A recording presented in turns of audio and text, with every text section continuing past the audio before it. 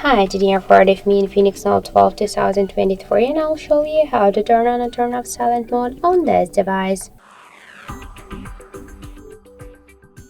So first open the control panel and find here ring icon. Click twice on the ring icon. Now it's switched to the mode 1, so this means that the silent mode is activated. If you want to turn it off, click to the mode icon and switch it to the ring one. Also, we got second way how we can do that. Just press to the up or down volume button. Then you will see here bell icon. Click twice here to switch it to the crossbow. Now our calls and notifications, they will be muted, so this means that the silent mode is activated. If you want to turn it off by the same way, switch to the crossbow and switch it to the regular one, and now our calls and notifications, they will ring. So that's it. Thank you for watching, and if you find this video helpful, don't forget to leave a like, comment and to subscribe our channel.